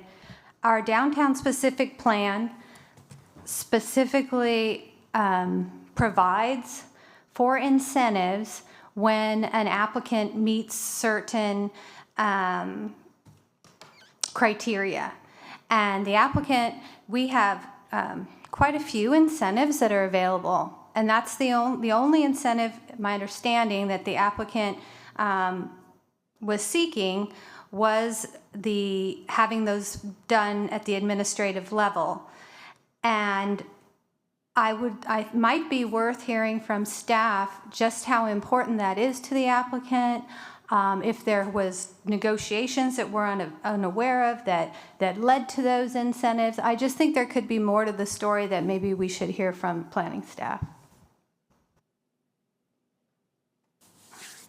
Dana, Carol, whoever, Kathleen, I don't care. Thank you, Chair and Commissioners. So I was just sort of speaking with Carol about this just a minute ago, and ultimately you would be just looking at the tenants, who they are, and it would have to also go to City Council. So that's one of the reasons why the applicant, I think, was asking to have this as an incentive to keep it administrative, because the modifications to the building would be completed. It would really just be the tenant who would be going in that we would review in accordance with the downtown specific plan. What was that? Do you want to add to it? With the addition that the potential storefront windows could possibly be added to that elevation. If it was desirous to have in future the tenants encouraged to add additional storefront windows, that could also be something included as a recommendation by your commission to the City Council. Evenly spaced storefront windows, could we do that? As much as structurally allows and engineered, I suppose that could also be available. And then while I have the opportunity, so there's a number of items that have been discussed tonight that would create potential changes to the project. So your commission's making a recommendation to City Council, and so I wanted to ask about the process for that, whether you would like to include these recommendations as conditions and have staff work with the applicant to make those changes and then move on to City Council for final review, or if you wanted to see those again. They are on, as they mentioned, they do have the tenant El Super who is ready to go in, and but there is a hearing date 2 weeks from now on April 16th, and I believe we could still get to a May 6th City Council date, which is the tentative date that we discussed with the applicant. So it wouldn't delay the project? I mean, it would still hit City Council when you had anticipated it doing so? we should be able to. I would need to make sure and work closely with the city clerk on noticing and staff and the council agenda report deadlines, because they do line up with around the time of the April 16th meeting. But I think we can do that internally and get it set up for that. It sounds like the structural changes you're asking for as far as lowering the building, that might be an item you'd want to see again. But the other changes, I think we could work with the applicant for sure on, and even the structural lowering of the building, if you were comfortable with that. It's just a matter of your comfort level and whether you'd want to see this again in 2 weeks, and then we can have everyone comfortable with the final design and move straight on to council and explain that to them. I don't know, I'll ask the other councilman, or the other... Mr. Chair, yes. Before you move there we on go. to considering that, I just want to make sure that planning is remembering there was a change in the law a few years back that you cannot do noticing for a planning commission meeting until for a council meeting until the planning commission has made their recommendation. So I'm not sure if there's time for the noticing to go out, because the noticing can't go out until after, it would be until after your next planning commission meeting. But maybe there is time, I don't know.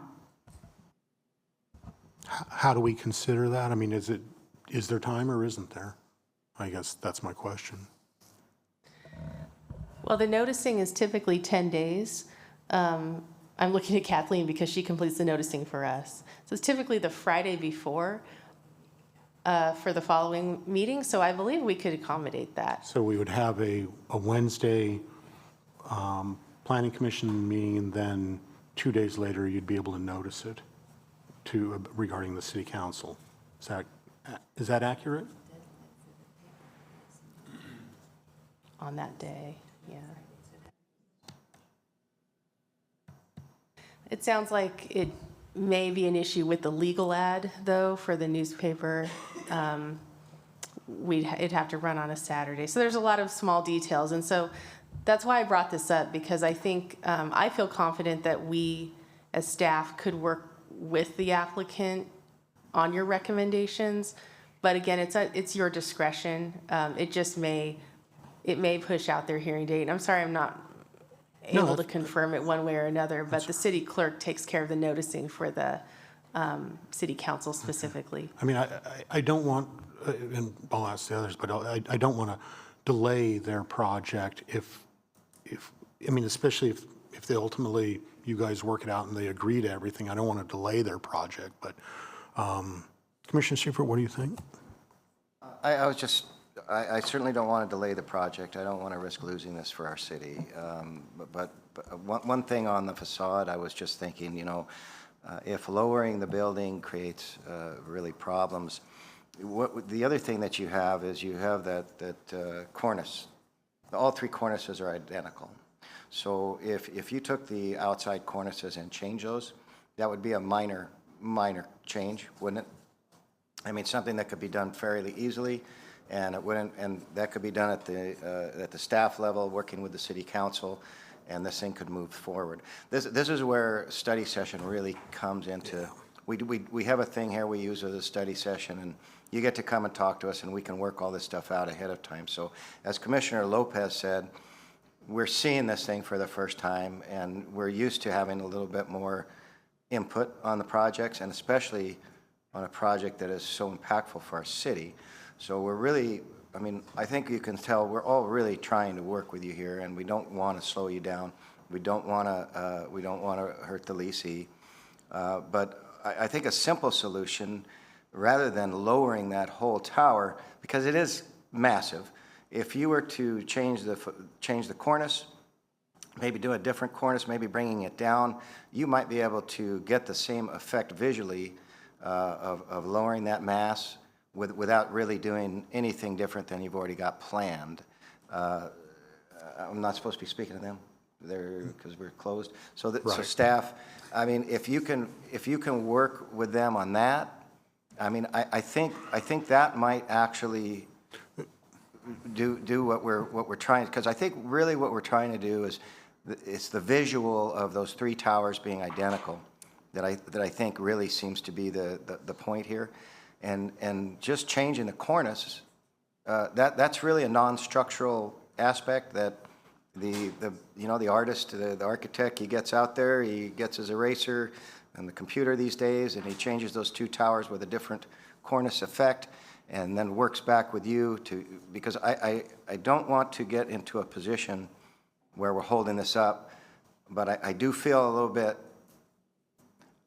I prefer when people come to study session, because it gives us the opportunity to do this stuff with time. And it gives because as Commissioner Blanco says, and Commissioner Mohajer, all of us, this is a big project, and it's going to be here for a long time.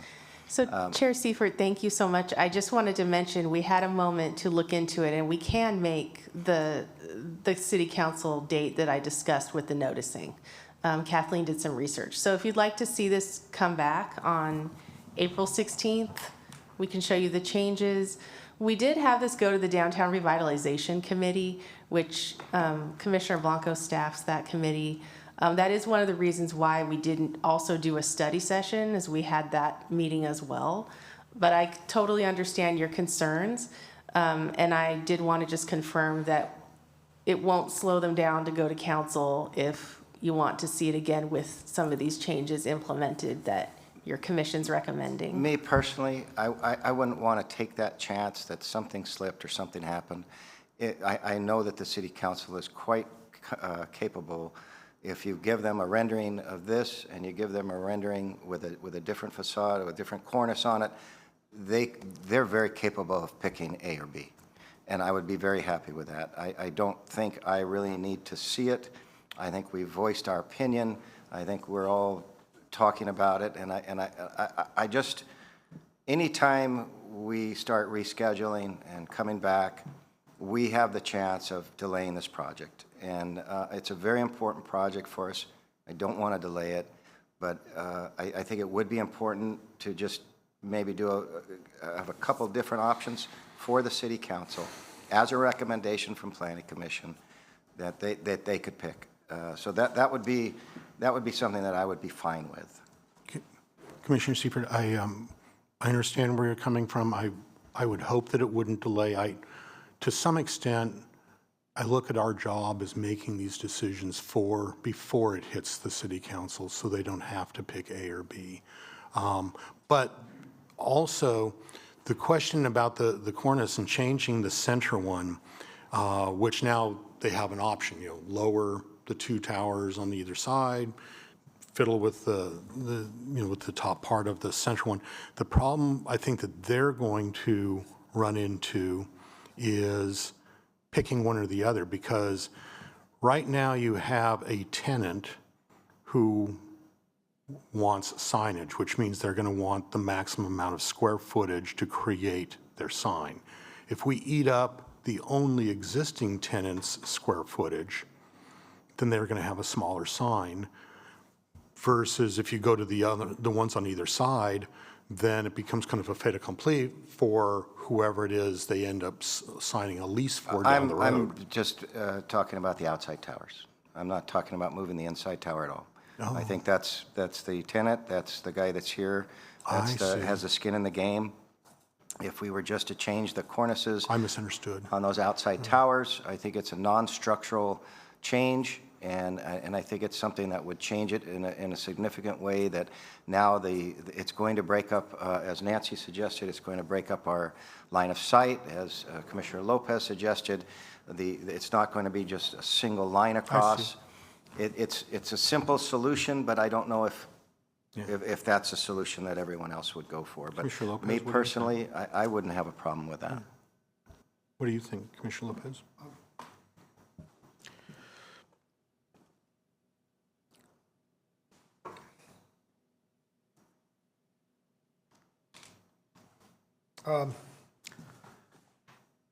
I think whatever the rest of the commissioners feel. I knew you were gonna say that. And here's, I think just the general facade to me looks like a suburban shopping center. But, not a flagship type of setting like our mall. But so, I mean, if you guys are. Do you want to see it before it goes to city council? I'm fine whatever way the commission wants to go. I'll kill you. Okay. How about you guys?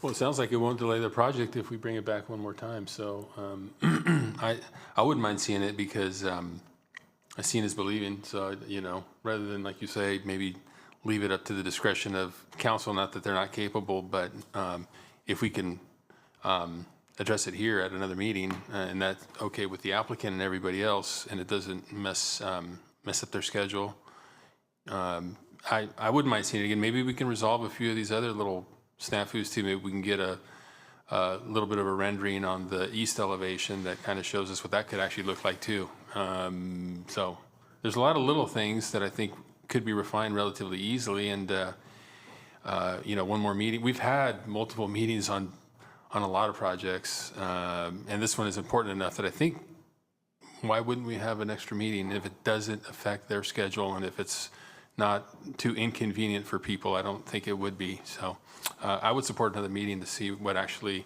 a proposal from Commissioner Seifert might look like, or a different alternative that the applicant would want to propose. So I'm okay with another meeting. Commissioner Mahajan? Thank you, Chair. Just for my own knowledge, what are we referring to? You used some fancy construction word there, to change. Yes, thank you. The top part. The top part, okay. And then you're suggesting to just change the shape of that point to kind of give further dimension, correct? It doesn't have to look like that. It can come down lower. It can have the same design. It can have the same angles. It can come down lower. It can have a little bit more on the top. It can be changed up in a way that's a non-structural change. That the minute you start lowering the building, they're going to have to get a structural engineer involved. Things are going to change. It's a simple way to break up the eye. There's nothing simple about changes. And I don't know if this is the appropriate time to say it, but I would also, Chair, you mentioned if the applicant was wanting to do, I would also want to find out from them about seeing the second meeting and if that works in their schedule. But the cornice can be changed. You know, there's things you can do without changing the whole building to make your eye break up and to kind of get a little bit better look. Okay, thank you for that clarification. I appreciate it. With that being said, understanding it's not structural, I think I'm pretty fine either way. I think that, again, if it's not too much of a hassle for the applicant to come back, I mean, it would be nice to see the difference, but I just want to say I'm okay with either way. I don't think it's a significant. Personally, since we've heard from staff that it's not going to impact, I would prefer to see it back before us. Some new renderings, as Commissioner Blanco had said, plus maybe the two options, the lowering, you know, get us some new drawings with the lowering of the two towers, or of changing the top, as Commissioner Seifert said. I would just like to be able to see that, go over it one last time and say, okay, I think we're happier with this versus this. And I think, Heather, you have to close your ears and say, we will do our best to make a decision by next time. But as Commissioner Seifert said, if one of you would like to wander up to the podium and tell us whether you're okay with coming back one last time, if it doesn't impact the. Yes. Thank you. That is so nice. Yes. Okay. Thank so you. Everyone's fine with that. And how do we table this and push it off to next meeting? Well, one thing, Chair. So we're going to make the council meeting, correct? We can do that, Kathleen. We can do it, Dana. We can do it, Carol. We're going to get our noticing out. It's legally done. We can get them to council at the same time. Yes, so we've looked into the dates. We already have the project tentatively on the upcoming agenda item list for council for that May date. So that's already been planned ahead, and it's on there. So everything that we've looked at here, I see Kathleen nodding, that we can do it. And we'll work very closely with the city clerk on the noticing. And this is a continuance, so you would just need to do a motion and a second to continue it to April 16th. And then we don't need to do any noticing for that, because when you do a continuance, you don't have to do additional noticing. So it's just us working with the city clerk and making sure we have everything in order for that meeting, and we'll do that. Then I can support that. Thank you. Thank you very much. Do we have such a motion?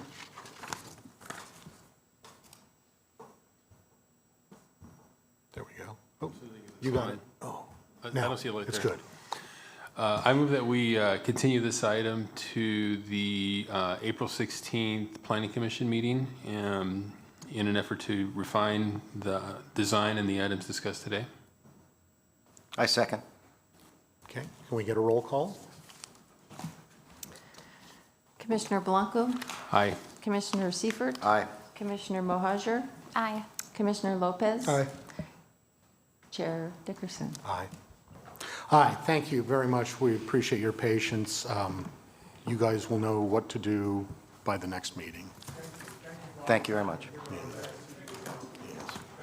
Thank you.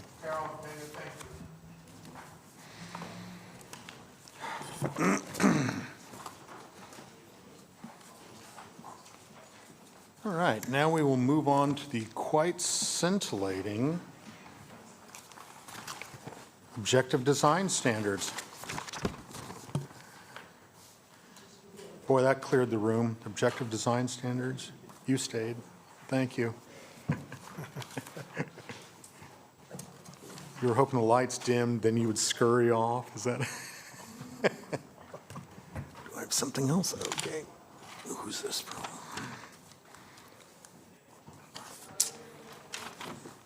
Frank, whenever you are ready.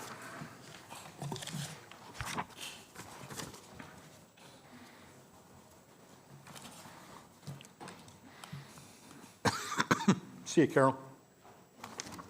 Thank you, Carol.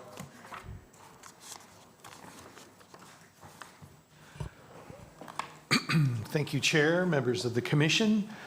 This presentation is on the objective design standards. We are producing these objective design standards for residential projects in response to recent California legislation. As the commission is aware, there are certain types of residential projects which the state has deemed to be only ministerial review. In other words, the city cannot take them through a discretionary plan development permit or conditional use permit. SB 35 projects, for example. This legislation, SB 35 and others, mandate that the city can only apply objective design standards when conducting those types of ministerial reviews on residential projects.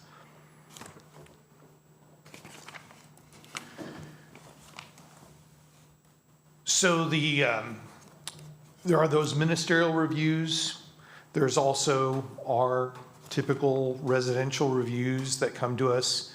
Though the objective design standards that we look at today will also apply to all those other residential projects, including those things that are permitted by right by our current code, which, for instance, would be a duplex in the R2 zone. Those just go through a building permit process. The objective design standards will also apply to projects that will continue to be discretionary for your commission's review, either plan development permits or use permits for various residential projects. And we should note that these objective design standards will lead the review for the residential projects.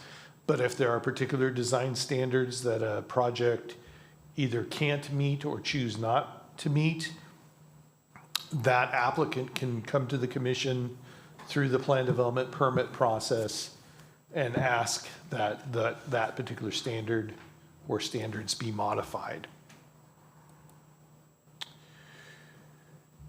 So, in addition to the state laws, we also recently updated our housing element. Included in the housing element was program 3B that essentially directed staff to produce these objective design standards. In that process, the city hired Ramey and Associates, who is our consultant. You've met them at various past meetings for this project. And with their assistance and guidance, we went through an extensive process developing these standards. The project started in 2023, and since that time, we've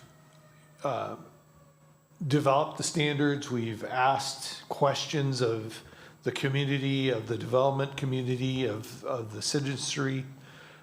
We've had a survey on visual preferences for architecture. We've maintained a city website just specifically for these objective design standards. And on that website, we've posted a fact sheet. We've also posted all the additions or versions of the objective design standards that we've been producing, all the drafts. We also noticed the public hearings, and we've held 3 study sessions. The first was in December of 2024. We held one in January, and we also held the most recent one in March. And additionally, there have been 3 drafts that were publicly distributed, and we received comments from the public and the commission on those drafts and did edits. And we've also had one-on-one meetings with various development representatives where we've addressed their comments and responded, if we agreed with their comments, and provided changes to this document. The document that the commission saw last on March 19th is essentially the document that we are reviewing tonight. And so we've come all that way, and we're now at the adoption stage. The commission will be making a recommendation to City Council regarding adopting the document. So here's the fact sheet, some of the items that we went through just now, the working sessions, the focus survey. We did group interviews with developers, and of course the Planning Commission study sessions. So just to refresh the commission and also for those in the audience,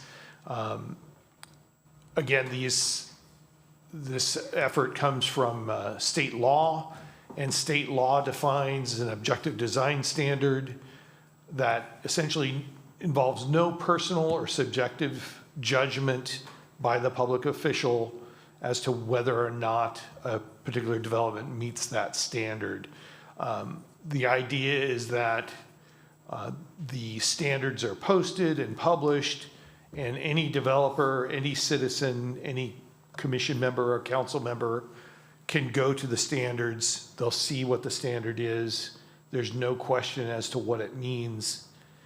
And therefore, that brings surety to development, and it also provides developers with a surety that they won't have a project that gets stuck in subjective revisions.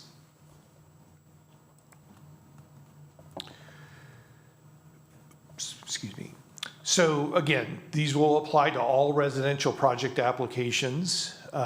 These standards are in response to directions and directives by the state, but they themselves do not create anything new in terms of process or city standards or city process, excuse me.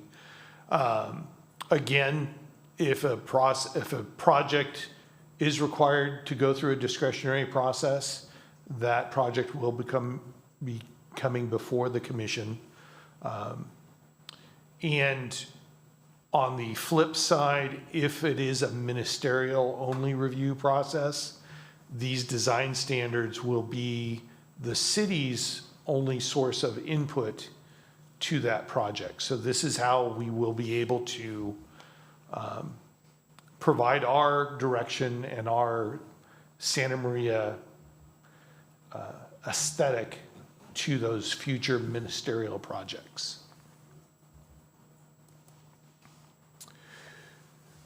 So the development standards document has been established with this structure where we have an introduction, and then we have 3 housing types. First is single-family residential and multiplexes. Next is garden-style walk-ups and row houses. And lastly is multifamily mixed use with 4 or more stories. And each of those subsections each of those sections has subsections which deal with site design, the building exterior design, and then more detailed items like materials and colors for both the main building and accessory structures. And we've seen the document many times. We saw it at the last Planning Commission study session. I have the document available if the commission does want to look at any particular section or pages. And we have that readily available. There is one other item, and I neglected to pass this out.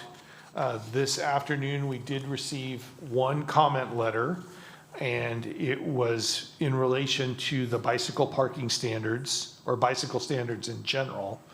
And it's from Jeffrey Wheeler, who's advocating for more information regarding bicycle parking, bicycle design. He references the City of Davis's ordinance regarding bicycle and bicycle accommodations and parking. And I did look through that ordinance, and that ordinance addresses bicycle, not only parking, but other aspects of bicycling for all types of uses, not just for residential. Where the City of Davis standards and ours are similar is that we both have short-term and long-term standards for the number of spaces. The City of Davis's standards are asking for many more spaces than what our objective design standards are asking for. And, but the other information in the Davis standards goes into bicycle rack types, setbacks, placement, and all of those types of items are more generic for all types of uses, and where bike racks would appear for all uses.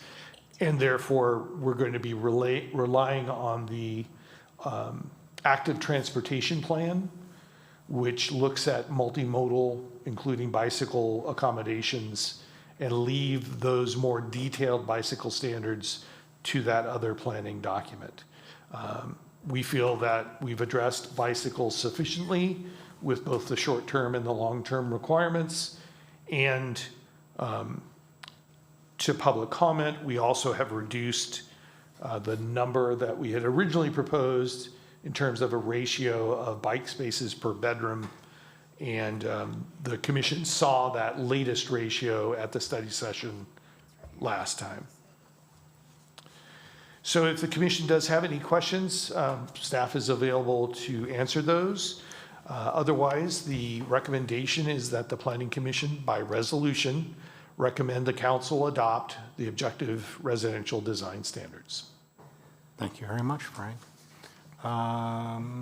Let's see. Ms. Mahaja, do you have any questions or comments? Chair, excuse me, if I may say one other thing.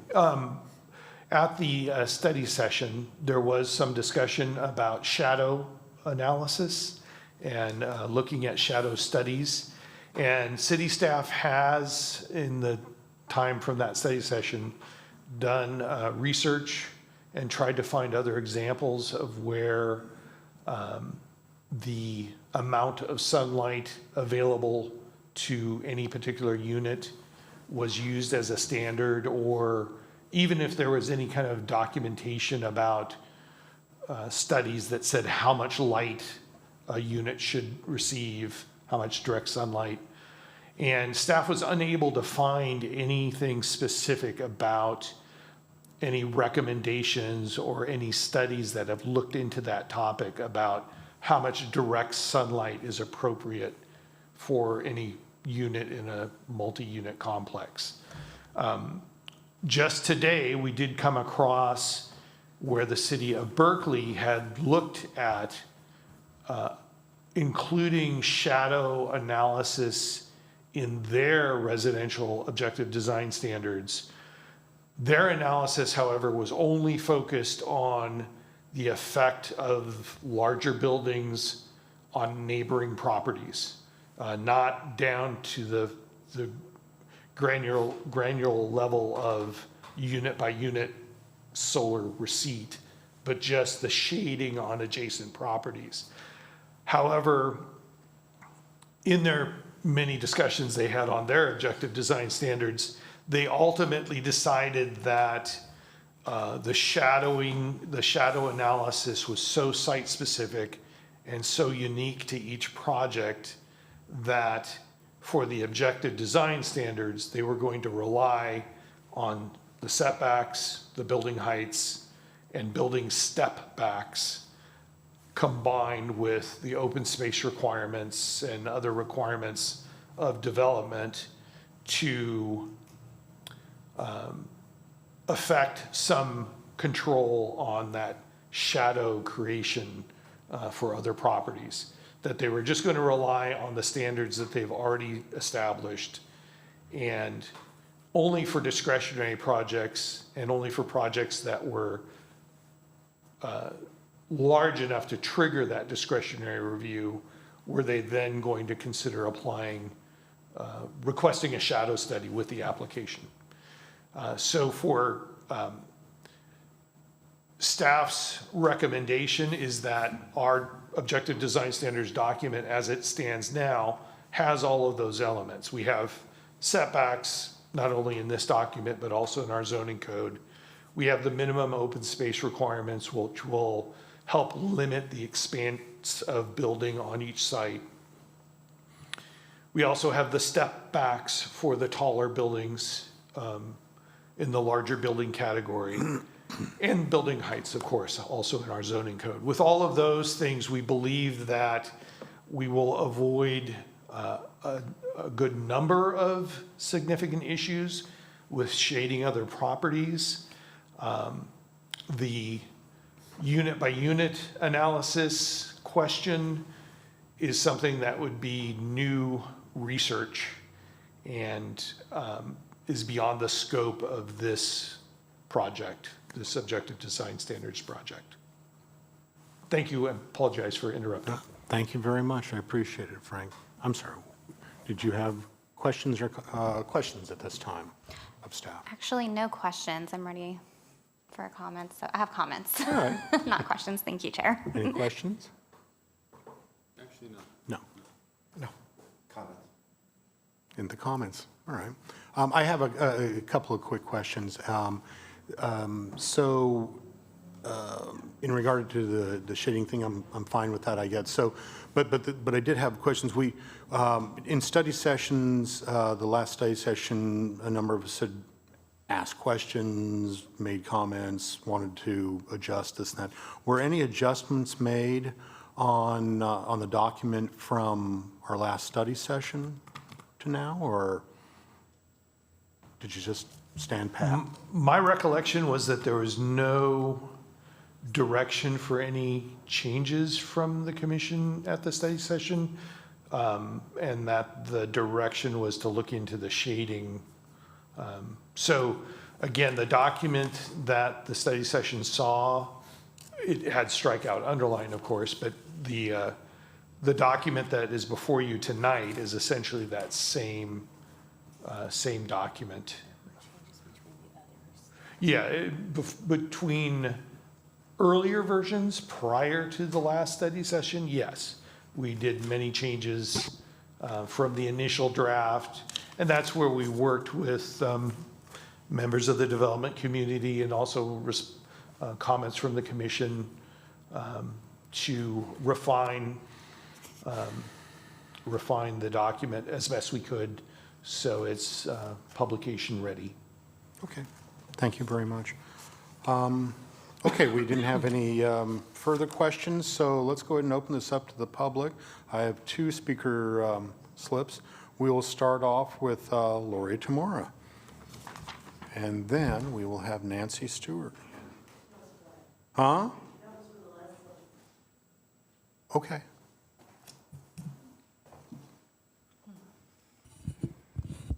Good evening, Lori Tamora with Urban Planning Concepts, and I wanted to thank the staff and the Planning Commission. I think this was a very deliberative process. It's about a year ago that this was brought forward to you and questions are raised, and over that time, we've had the opportunity to meet with staff on multiple occasions. they listened, made changes, and respectfully incorporated those and brought them back to the Planning Commission. And I think it was a good process to be able to work with them and bring something forward that we can support. Just as an aside, most likely our company will not be using these design standards because our projects normally include tentative track maps and development plans that are related to those maps, and they will all go through the discretionary process.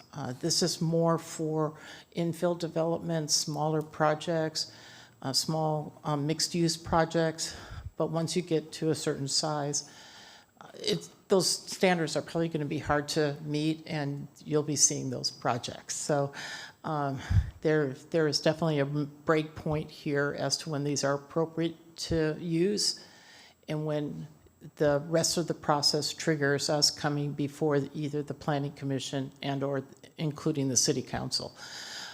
So we thank staff for their work, and I don't think I want to see this again. So thank you. Thank you, Lori. Hopefully, given how long it is between these things, none of us will see it again. But you never know. Okay, that was it for public comment, and we'll go ahead and close it to the public, and we open it up for discussions and a decision. Ms. Mahajer. Is it on? Oh, okay, thank you. Thank you, Chair. No, I just want to say that I appreciate the city's hard work on this. I know this was a whole process, and I appreciate the feedback that you guys took into consideration with the group interviews and the developers and the community itself. You know, teamwork really makes the dream work, and I really think that it showed today, bringing this to the final product. And yeah, I just, that's just wanted to appreciate that. So thank you so much. Thank you very much, Commissioner. Commissioner Blanco. Yes. Yeah, thank you, Chair. Yeah, generally just want to say this is a lot of work's been put into it. I can tell Frank has been really diving into this in a lot of detail, and staff. We've had, 3 study sessions, so that says a lot of back and forth, and it's very important that we have something, because we don't, then we're just held to the whims of whatever development wants to do in those cases. So I think it's smart that we're moving forward with this, hopefully quickly, and we'll have something on the books that I think we've got a lot of input from the private sector, and I'm glad we were able to incorporate their thoughts and concerns, and I think we got a good balance. So yeah, I'm very excited to get this done and put it behind us. Thank you very much, Commissioner. Commissioner Lopez? Yeah, no, we're growing up as a city, right? We haven't had this forever. A lot of people always say, how come you guys don't have an architectural review board, things like that. And it's nice to have a document now that we can look to provide some guidance for even just a homeowner that's looking to rebuild or just some of the older parts of the city that are maybe primed for redevelopment. So thanks staff for their hard work, and that'll be a good document to have. Thank you. Commissioner Seifert. Thank you, Chair. I think if everybody remembers, I was one of the biggest critics of this when it came up, and I think that I've completely flipped on this. I see the importance of it through the hard work of the staff and the input of the community. The study sessions and the attendance, that's what I've always strive for, is to get more people to come to meetings. We had such a good amount of input that we were really able to look at this thing from an objective view, and people were actually able to change my mind as to why we did need this. Heather, you were one of those influences as well. I'm happy that we have gotten to this point. It's been a very long process, and I echo what Lori says. I'm glad we're here, and I'm pretty sure we're going to be ending this journey tonight. I do thank you guys for helping me understand why we need this and making the changes. The Berkeley deal, we've got those setbacks that I was so adamant we didn't have in the buildings. I think that is going to help the shading, and I can see the use for it at this point. We did have multiple study sessions. I do appreciate this letter from Jeffrey, but we did discuss bicycles, and one of the biggest things about the bicycles was the long term, which I believe is what he's asking for. And what we were told at the time was most people on long term are actually going to bring their bicycles indoors. Bicycles are hugely expensive and very easy to steal no matter what you do with them at this point. I've had my bicycle stolen numerous times when I was young, and not so much anymore. I don't really ride anymore, but the bicycles are just very expensive, and some people rely on them in transportation, and they're going to make sure that those come into the building and actually get locked up, and that's what we heard in study sessions. So I do appreciate that, but we did address bicycles quite a few times, so we have looked at that. And I think this document is essential in this day and age, and like Lori said, it's not going to be for everybody. And we do have the regular procedures to come to us and go through the regular procedures if they don't choose to do this. So thank you for working so hard on this, everybody, and including Lori and the people who didn't bother to show up tonight because they've been at every other meeting, and they're probably watching on TV right now. So I'd just like to say thank you, and I think it's time for motion. Oh, no, Chair, you're right. You got to go. That's all right. That's all right. To a great extent, I just want to mirror what my fellow commissioners have said. I think this document, when it was first presented, there was a bit of confusion about it and this and that, and not only did staff do a really admirable job of educating us, but then pulling in all of the stakeholders throughout the community up on the dais here and whatnot to actually get as much input as possible. And I think we've got a really good document now. Something that wasn't brought up is that, so many times when I've been on the Planning Commission now 12, 13 years, something like that. And so so many of these type of projects, you end up doing them, and then because they were required to be done, and then they kind of get shelved and that sort of thing, and they never see the light of day again. In this particular case, this is a document that if approved by us, by the City Council, it's really going to be a document that is used regularly. Regularly used by the general population as people are doing various developments and upgrades and whatnot. And so I think that they're going to find that the document really serves them very, very well. And for those who aren't building but are impacted by new buildings, this document is going to serve them very, very well. It will make it more difficult to arbitrarily impact their existence and their lives. So I just think this is just a really good deal. Once again, I will echo what everyone else is saying, and that is thank you guys so much. Thank you so much for the effort that you've put in. It really has meant a tremendous amount, and I'm glad we're here where we are now. And here where we are now is anyone who wants to do a resolution. Who would that be? I'd be happy to do that, Chair. Certainly. I would move that the Planning Commission by resolution recommend that the City Council adopt the Objective Residential Design Standards SP 2023-003. Do I have a second? I'll second. All right. How about a roll call?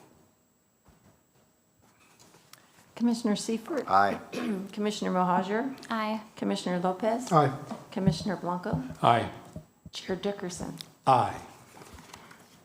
As we say to all the developers, there you go. Good luck with you guys. Hope it's a great project. All right, let us get back to the regular business. Oral reports from Planning Commission and staff. All right, thank you, Chair Dickerson and Commissioners. So we do not have a study session tomorrow, so we won't be meeting. Our next meeting will be April 16th, so we'll have El Super or the Sears remodel back on that date. And we also have a study session April 17th where we have the Splash and Dash car wash amendment and then the Title 12 zoning ordinance amendments for accessory dwelling units. I wanted to do a study session with you all on that day as well. And right now, the first 2 meetings in May, we don't have any items scheduled. And so it's looking like those 2 meetings will be canceled, and then we'll reconvene on the 21st of May. But I'll send you an email as well with those dates, and like I have been doing, just to update you on what to expect, because sometimes things change internally, after these meetings. But that is the only update that I have, other than we will be moving the objective design standards to City Council now, so thank you, and thank you for all of your nice comments on that project. It's been, quite an effort to get it to this point, and I know we as staff are really happy with the results. So I think we're looking at tentatively the second council meeting in May to take this. I think it's might be May 20th, but. Yes, so that's all I have to say this evening, unless you have any questions. So thank you. Is there any questions or comments by commissioners? Adjourned. I like that. Hold on.